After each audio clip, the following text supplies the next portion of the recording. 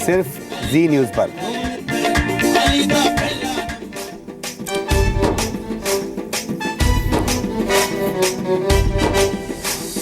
तो स्वागत है ब्रेक के बाद एक बार फिर से आपका। पीएम मोदी का मेगा रोड शो दिल्ली में महाविजय के बाद, यूपी में विजय के बाद दिल्ली में विजय पथ, और अब से थोड़ी देर के बाद जब ये रोड शो स्टार्ट होगा हम लाइव तस्वीरें आपको दिखाएंगे। उसके पहले हम विश्लेषण कर रहे हैं कि इन चुनाव के नतीजों में हुआ क्या।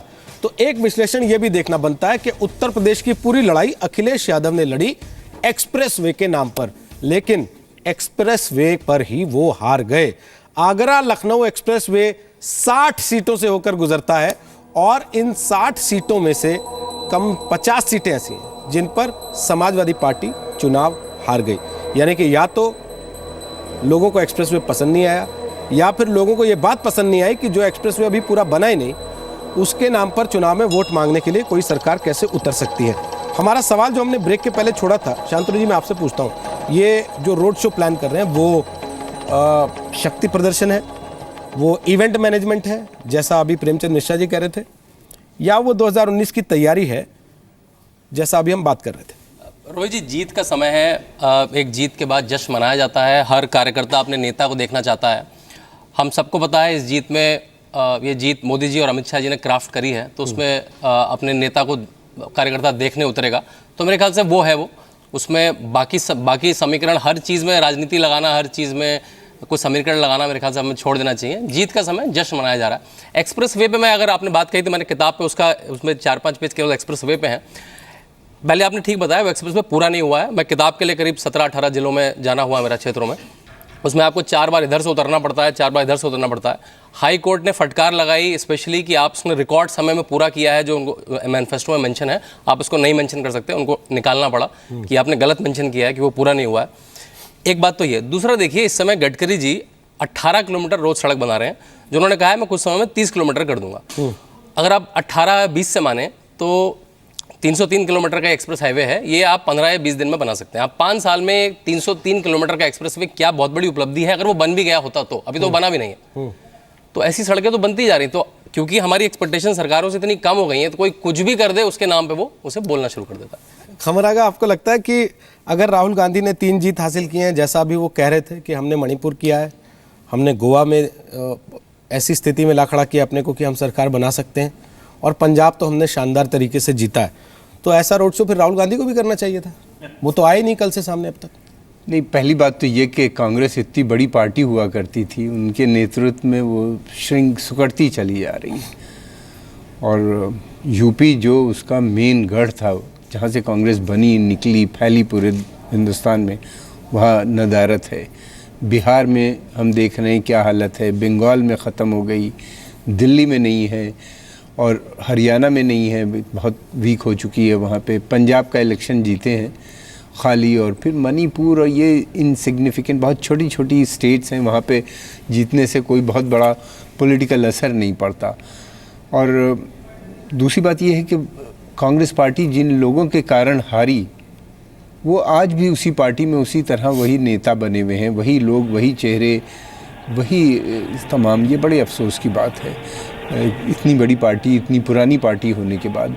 और वो अगर ये सोच रहे हैं राहुल जी कि उन लोगों की मदद से वो पार्टी को रिवाइज कर लेंगे या रिवाइव हो जाएगी पार्टी दोबारा से, तो वो संभव नहीं है। वो उन चेहरों में आप खुद राहुल गांधी को चेहरा नहीं मानते? राहुल गांधी इमर्ज नहीं हो पा रहे हैं एज ए लीडर। मैं कह रहा हूँ he is very young, he is still trying, but अभी तक तो वो नहीं कामयाब हो पाए हैं। हम क्या नहीं कह रहे हैं, लोग कह रहे हैं, हमारी कोई हैसियत है नहीं। दूसरी चीज़ ये है कि बहुत बड़ी जीत हुई है, ये एक सिंबॉलिक जेस्चर है। वो जा रहे हैं, अपने कार्यकर्ताओं से मिल रहे हैं। और सरदना, मैं चाहूँगा कि यहाँ नहीं, बल्कि अगर वो लखनऊ में भी इस तरह का एक रोड शो करें, और यूपी के कुछ शहरों में, इलाहाबाद, बनारस में तो उनका हो गया। इस तरह के जो बड़े बड़े सेंटर्स हैं जहाँ से वो जीते हैं, उनको मैं समझता हूँ वहाँ भी जाना चाहिए, और ख़ासतौर से लखनऊ में। इसलिए कि कार्यकर्ताओं का तो बहुत बड़ा रोल है, लेकिन वहाँ की जनता का भी बहुत बड़ा रोल है जिसने उनको जिताया है। तो एक डायरेक्ट कनेक्ट बनता है, एक अच्छा इम्प्रेशन पड़ता है कि प्रधानमंत्री उनके पास आए, वहाँ रुकेंगे तो वहाँ के लोकल लोगों से, नेताओं से मुलाकात होती है। एक बहुत अच्छा इम्प्रेशन पड़ता है। वहाँ शहर भी देख लेंगे कि यूपी में ज़्यादातर शहर जो हैं पिछले 25-30 साल में स्लम की तरह उनकी हैसियत हो गई है, वर्चुअल स्लम बन चुके हैं पुराने। और बिजली की किस कदर कमी है बहुत से शहरों में, सड़कें बुरी हालत में हैं, फिर इंफ्रास्ट्रक्चर नाम की कोई चीज़ बची नहीं है, इतनी बुरी हालत है। मैं इलाहाबाद से आता हूँ, यूपी का रहने वाला हूँ। वो एक बड़ा सा स्लम हो गया है पूरा शहर। सिविल लाइन्स इतनी खूबसूरत, one of the most beautiful cities होता था वो हिंदुस्तान के अच्छे शहरों में, ख़ासतौर से सिविल लाइन्स। अब आप जाके देखिए सिविल लाइन्स की हालत चौक से बदतर हो गई है इलाहाबाद में। वहाँ से इन्हें सीटें मिली हैं बहुत, और बीजेपी के जो प्रेसिडेंट हैं स्टेट के, मौर्य साहब, वो भी उसी शहर से हैं। और ना वहाँ पे स्पोर्ट्स फैसिलिटीज़ हैं यूपी के ज़्यादातर शहरों में, ना इंडस्ट्री बिल्कुल कोलैप्स हो चुकी है। यूपी की ये जनरल हालत है, जितनी बड़ी इंडस्ट्री है। इसका मतलब तो सर ये है ना कि एक मिनट में सदना पूरा कर दूँ, पूरा कर लें ज़रा सा। इंडस्ट्रीज़ ख़त्म सी हो गई हैं, पब्लिक सेक्टर कंपनीज बंद सी हो गई हैं, और वहाँ के ऊपर अनएम्प्लॉयमेंट इतना ज़्यादा है जिसकी कोई इंतहा नहीं। बड़ी यूनिवर्सिटीज़ जो आज भी, इलाहाबाद जैसी यूनिवर्सिटी, आगरा, इलाहाबाद, जो लड़के जहाँ से पढ़ के निकल रहे हैं, अलीगढ़, इस तरह की बहुत सी यूनिवर्सिटीज़ हैं, बनारस हिंदू यूनिवर्सिटी, और उनको जॉब्स नहीं मिलती। और ये लड़के जो हैं आज बेंगलोर, क्या कहते हैं, अहमदाबाद, या वो दिल्ली तो है ही, खैर इन शहरों में जाके नौकरियां करना पड़ती हैं। मैं खुद वहाँ से इसलिए आया, मैं समझता हूँ मैंने पढ़ाई दिल्ली में की थी, मेरा इरादा इलाहाबाद वापस जाने का था। मुझको वहाँ क्या मिलता, कुछ नहीं मिल पाता नौकरी, चंद ऑफिसर्स में क्लर्क बन के रह जाता। इस वजह से मुझको इसी तरह लाखों लोग वहाँ से पढ़ के निकलते हैं हर साल, उनका ब्रेन ड्रेन दूसरे शहरों में जाता है। ठीक है। और वो दूसरी शहरों में जाकर काम करते हैं। अगर उनको वहाँ पे फैसिलिटीज़ मिलें, वहाँ पे इंडस्ट्रियलाइजेशन हो, डेवलपमेंट हो, इसी उम्मीद के बिना पे लोगों ने उनको वोट दिया है बीजेपी को, और ये उम्मीद करते हैं कि जो मोदी जी का डेवलपमेंट एजेंडा है वो शायद उनके शहर तक पहुंच जाए। अगर वहाँ पहुंचता है तो मैं समझता हूँ कि ठीक है, उनकी अब मैं जो ड्रीम्स है। एक चीज़ मैं सीपी सिंह आपसे कमेंट चाहता हूँ, थोड़ा छोटा सा। वो ये है कि अगर इसका मतलब कांग्रेस ने 27 साल यूपी बिहार का एक नारा दिया था, तो फिर उससे स्टिक करते तो शायद इससे बेहतर पोजीशन में रहते, 10 से कम तो नहीं आ जाते। कांग्रेस का यूपी बिहार और उसके साथ उत्तराखंड झारखंड, अगर इसको जोड़ दे, मैं तो बंगाल को भी जोड़ना चाहूँगा। कांग्रेस एक अमर बेल की तरह है, जिस पेड़ पे कांग्रेस गई उस पेड़ का भविष्य खत्म।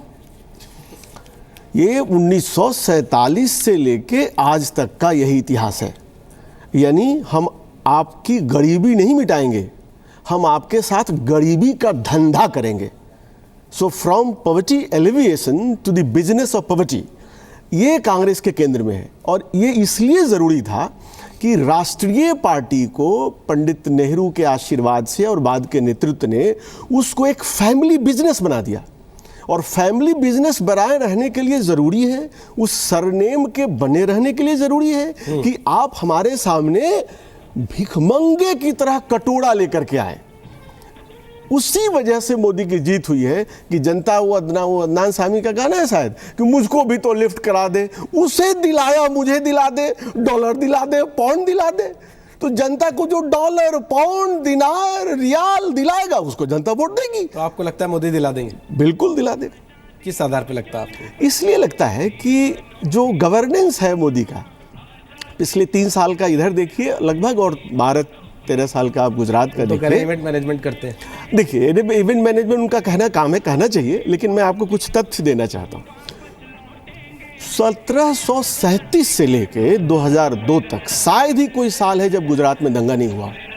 2002 के बाद गुजरात में दंगा नहीं हुआ है। बिहार, बंगाल, यूपी तो सेकुलर राज्य है इन लोगों की भाषा में। जो आरोप लगता है उन्होंने फुल एंड फाइनल करवा दिया वहाँ 2002 में।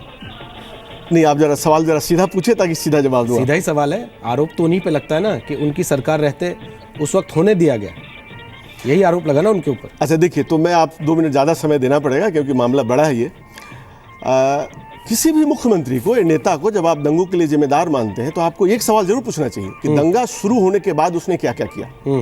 उसने पैरामिलिट्री फोर्स बुलाने में कितने घंटे लगाए, किस किस से मदद मांगी, कहाँ कहाँ से मदद आई, पुलिस के कितने एक्शन हुए, कितने लोग गिरफ्तार हुए। एक सेकंड रुके, एक बिल्कुल सेकंड। बिल्कुल भाग जा रहे हैं लोग, आके भाग जा रहे हैं। रविंद्र वहाँ पे खड़े हुए हैं बीजेपी दफ्तर में और वहाँ काफ़ी हलचल हंगामा इस वक्त है।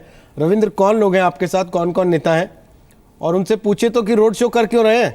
जीत तो सबने देख ही ली कल जिस तरीके से हुई। अरुण सिंह है, संगठन महासचिव रामलाल, जिनके देख में सब कुछ हो रहा है। रामलाल जी, इतना बड़ा मेगा शो करने की जरूरत क्या है? यही सबसे बड़ा ऐसा है, मोदी जी कार्यालय पर आ रहे हैं, पार्लियामेंट बोर्ड की बैठक है। ये कार्यकर्ताओं का अपार उत्साह है मोदी जी को देखने के लिए, क्योंकि वो देश के लोकप्रियतम नेता है।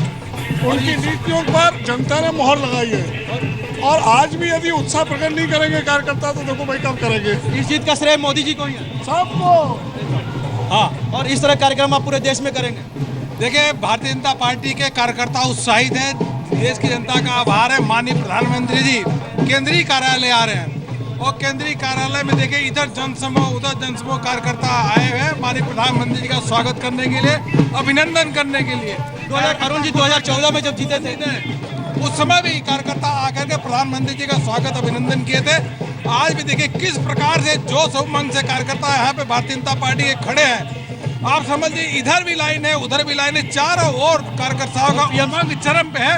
अपने प्रधानमंत्री जी को स्वागत अभिनंदन। प्रधानमंत्री का रोड शो बनारस में हुआ था, ये भी छोटा रोड शो कहा जाए, जनता से कनेक्ट करने के लिए। क्योंकि प्रधानमंत्री जी अपने कार्यालय भारतीय जनता पार्टी कार्यालय में आ रहे हैं। भारतीय जनता पार्टी के सबसे वरिष्ठतम और नेता है, इसे प्रधानमंत्री जी के स्वागत अभिनंदन के लिए कार्यकर्ता उनका यहाँ पे खड़े हैं, जोर शोर से अभिनंदन कर रहे हैं।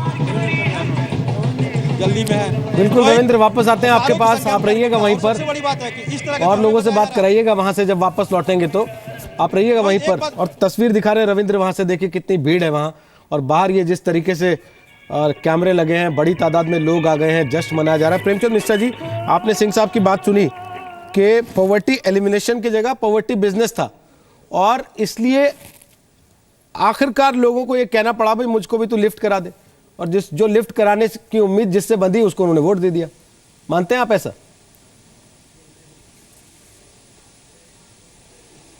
देखिए, जो बातें स्टूडियो में कही जा रही हैं, और ये एक फैशन चल पड़ा है कि कुछ भी हो तो गांधी नेहरू फैमिली पर कुछ बात कह दो। मैं समझता हूँ कि ये जो ऐतिहासिक तथ्य है और जो सच्चाई है और जो इस देश के जनादेश, जैसे आज उत्तर प्रदेश का जनादेश है, इसको अगर कोई नहीं मानेगा तो वो मूर्ख व्यक्ति है।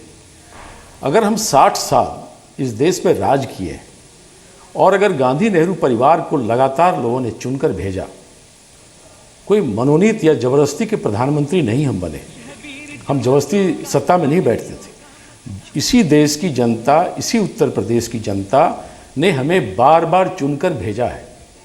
और इस सच्चाई को आप अगर झुठलाना चाहते हैं कि इससे पहले ऐसी कोई जीत नहीं हुई, तो जिन लोगों को 2014 का मई ही आज़ादी लगता है कि देश 2014 को आज़ाद हुआ है, वो एक अलग समस्या है, उन पर हम नहीं जाना चाहते। लेकिन अगर हम 60 साल लगातार और बार बार जनता का मैंडेट लिया है, इसका मतलब है हमें जनता ने अपना भरोसा दिया है, और इसका मतलब ये भी है कि हमने देश में प्रगति लाई है, विकास लाया है।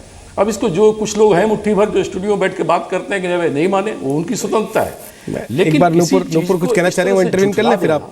और असम्मानजनक तरीके से बात करना, बिल्कुल अशोभनीय तरीके से बात करना, कल को मोदी जी के बारे में भी ये लोग बात करेंगे। ये उसी पीढ़ी के लोग हैं। हम कमज़ोर हुए हैं, हमारी सच्चाई है, इस चीज़ को हम एक्सेप्ट करते हैं कि हम कुछ राज्यों में कमज़ोर हुए, लेकिन जहाँ हम जीत रहे हैं, अगर मणिपुर में हम 28 एमएलए आए हैं और 2 एमएलए से हमारा बहुमत छूटा है। सर राहुल जी कहाँ हैं? फिर कल से जीते हैं तो सामने तो आके कम से कम कहते ना। राहुल गांधी जी कहाँ हैं? हमारी परंपरा नहीं रही है, सुन लीजिए। सर पिछला चुनाव आ रहे थे, बाहर आए थे, उससे पिछला आ रहे थे, बाहर आए थे। अगर राहुल जी को जाना होगा, उन्होंने आके बात की थी। अब अगर नहीं बोलने देंगे तो फिर अगर हमेशा से नहीं आते होते तो आज कोई सवाल नहीं पूछता। मुझे पूरा करने दीजिए। और अगर 3 जगह जीते हैं सर, तो आप भी रोड शो निकाल सकते थे। फिर तो दिल्ली में क्यों आएंगे राहुल? हम जाएंगे, हम पंजाब जाएंगे ना। ये संस्कृति हमारी नहीं। जहां हम जीते वहां जाएंगे, जहां हम जीते ही नहीं है वहां हम कहे के ढोल बजाएंगे। ये बीजेपी का कल्चर है, हमारा कल्चर नहीं है। पॉइंट क्या है जो मैं कहना चाहता हूँ, सुन लीजिए। 10 सेकंड 20 सेकंड समय दीजिए मुझे, क्योंकि कई गंभीर तरह की बातें आक्षेप की जाती है स्टूडियो में बैठकर, आप खासकर आपके यहाँ। मैं ये कहना चाह रहा हूँ कि क्या मणिपुर में हम 28 एमएलए सबसे बड़ी पार्टी बने हैं, यहाँ हमसे बहुत विद्वान लोग बैठे हैं, क्या सबसे बड़ी पार्टी होने के नाते हमको बुलाना चाहिए या बीजेपी वहाँ प्रयास करेगी? गोवा में सबसे बड़ी पार्टी बन के हम आए हैं, सिर्फ 3 एमएलए से हमारा बहुमत छूटा है, तो वहाँ हमें सरकार बनाने के लिए मौका मिलना चाहिए संवैधानिक परंपराओं के अनुरूप, या भारतीय जनता पार्टी वहाँ सरकार बनाने के लिए क्लेम कर रही है? तो ये जो गेम हो रहा है, यह लोकतंत्र की हत्या की प्रयास की जा रही है, जो भारतीय जनता पार्टी ने उत्तराखंड में किया था, अरुणाचल में किया था, और सब जगह बैकडोर से, जहाँ जीतो नहीं वहाँ बैकडोर से सत्ता में आओ, यह भी देश की जनता देख रही है। तो एक प्रदेश के जीत को लेकर इतना इतराना, मैं समझता हूँ उन लोगों के लिए अच्छा नहीं है जो जीतते हैं। जीतने पर विनम्र होना चाहिए, ठीक है, और जो दूसरा जीतता है उसका भी सम्मान होना चाहिए। चलिए, आपने कहा कि खास तौर पे हमारे यहाँ इस तरह के आक्षेप लगते हैं, और मुझे नहीं पता कौन सी जगह है जहाँ आपको डिस्काउंट मिलता है। स्थिति में भी मैं नहीं जानता आपके क्या संबंध है जहाँ पे आप डिस्काउंट पा जाते हैं सर, लेकिन यहाँ तो आजाद ख्याल के लोग हैं सर, अपनी बात कहेंगे और हम किसी का मुंह पकड़ेंगे नहीं सर। लेकिन आपके चैनल में नहीं, हम किसी, आप चैनल पे मत आइएगा, क्योंकि चैनल पे आएंगे तो फिर मैं आपके चैनल पे आऊंगा। आजादी है, आप चैनल पे आएंगे तो सर मैं आपके चैनल पे आऊंगा। आपकी पार्टी के नेताओं के चैनल चलते हैं सर, आपकी पार्टी के नेताओं के चैनल चलते हैं। मैं मान लूं कि सोनिया जी से लिखा के लाते हैं, क्या बोलना है वहां पे बताइए ना सर। सोनिया जी गाइड करती है क्या शुक्ला जी के चैनल पे क्या क्या चलेगा? हमारा कोई चैनल, मैं क्या सर शुक्ला जी के चैनल पे क्या क्या चलेगा? सोनिया राहुल जी गाइड करते हैं क्या? उस सज्जन का जो तरीका था बोलने का, जो तरीका सज्जन का था ना, वो तरीका ठीक नहीं था। हाँ, तो उसके लिए आप उन लोगों को नहीं, उसके लिए आप कहेंगे कि स्टूडियो में बैठ के हर आदमी गलत तरीके से बात करता है, फिर उसके बाद आप कहेंगे कि चैनल पे विशेष किस्म की बातें होती हैं। ये नहीं बताएंगे कि जहां आपको डिस्काउंट मिलते हैं उसके लिए आपने क्या क्या इन्वेस्टमेंट किया हुआ जो डिस्काउंट मिलते हैं आपको सर। और उसके बाद कहना कि 60 सर जहां से आपको डिस्काउंट मिलते हैं ये भी तो बताइए, वहां आपने क्या क्या इन्वेस्टमेंट किए जो डिस्काउंट मिलते हैं आपको। यहाँ बैठ के बात कैसे कर रहे हो? यहाँ बैठ के अगर बात कर रहा है सर, अगर वो तथ्यों पे आपसे सवाल पूछने लगे क्या क्या कर रहे हैं तब आप जवाब दीजिए ना। आप इस तरीके की बातें कर रहे हैं वहां बैठ के। ये सड़क 2.5 साल में नहीं बनी है। नहीं सर, ये सड़क हमने बनाई है सर। नहीं, हमने मंगलयान हमने भेजा है, ये 2.5 साल में नहीं भेजा है सर। अगर देश की प्रगति और अचीवमेंट को झुठला देना। एक सेकंड में आ सकती हूँ रोहित जी? मिश्रा जी, तथ्यहीन बात, रोहित जी मैं आ सकती हूँ? मिश्रा जी, ये देश राजीव गांधी का शुक्रगुजार है कि उन्होंने कंप्यूटर बनाया इस देश के लिए, ये भी कह दीजिए साथ में। नूपुर बोलिए, फिर आ रहा हूं आपके पास, आप कमेंट करना चाहते हैं? सिटीजन आपसे भी जवाब बोलिए। मैं ना 2-3 चीजें, कांग्रेस का देन है। हाँ सर, कंप्यूटर की खोज कांग्रेस ने की थी सर, मान लिया मैंने। मिश्रा जी आप मान लिया सर, मान लिया सर, मान लिया। मिश्रा जी आप भारतवासियों को कंप्यूटर की खोज, कंप्यूटर की जो देन है वो कांग्रेस पार्टी की देन है सर, सुन लीजिए उनको आप। नहीं, अब तो ये भी कहने लगेंगे कि भैया पूरा प्लैनेट अर्थ इन्होंने बनाया है। प्लीज एक सेकंड में रोहित जी, प्लीज अपनी बात खत्म करके मैं एक कहना चाहती हूँ कुछ, क्योंकि मैं भी जाऊंगी वहां पे 11 अशोका रोड पे, और आप प्लीज कृपया करके कोई भी इसे इवेंट मैनेजमेंट मत कहिए, क्योंकि हम जैसे कार्यकर्ताओं की इच्छा रहती है कि जो हमारे लीडर हैं, जिनके लिए हमने मेहनत करी है, जिनकी नीतियों के लिए हमने मेहनत करी है, हम उनका एक हिस्सा बन के उनके साथ जुड़े, उनके साथ चले।